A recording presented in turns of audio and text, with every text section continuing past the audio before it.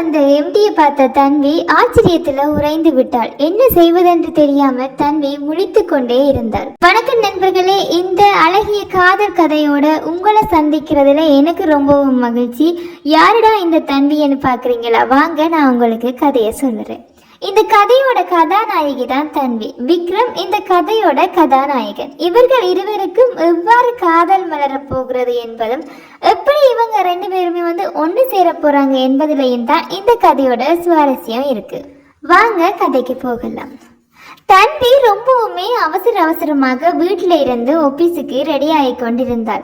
அப்போது தன்வியின் அம்மா பாக்கியலட்சுமி, ஏம்மா தன்வி இவ்வளவு அவசரம் என கேட்டார். அதற்கு தன்வியும், இன்று புதுசா எம்டி வாராரம்மா, எனக்கு கொஞ்சம் ஆயத்த வேலைகள் பொறுப்பா தந்தாங்க, அதை நான் முடிக்கணும் என்று அவசரமாக சொல்லியபடி தன்வி சாப்பாட்டையும் மறந்து ஆபீஸுக்கு சென்று விட்டாள்.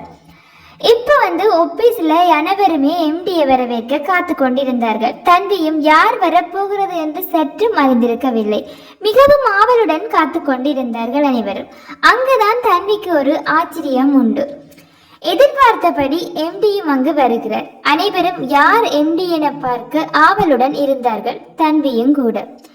எல்லாமே ஏற்பாடு செய்தபடி எம்டிக்கு ஃப்ளவர் பொக்கேயும் கொடுத்து ஆபீஸுக்குள் அழைத்து சென்றார்கள். எல்லாரும் ஆபீஸுக்குள்ள சென்று விட்டார்கள். ஆனால் தன்வி ஆச்சரியத்தில் உறைந்து அப்படியே வெளியில் நின்று விட்டார். அப்போது தன்வியுடன் வேலை பார்க்கும் அவளது நண்பி ஸ்ருதி தன்வி என அழைக்க தன்வியும் திடுக்கிட்டபடி ஆம் என்று சொல்லியவாறு ஆபீஸுக்குள் சென்றார். யார் அந்த எம்டி? அது விக்ரமா? இல்லை தன்வியினுடைய ஏதேனும் கல்லூரி கால காதலா? இல்லை தன்வியினுடைய எதிரியா? நீங்க யார் என்று நினைக்கிறீங்கன்றதை கமெண்ட்ல எனக்கு சொல்லுங்க.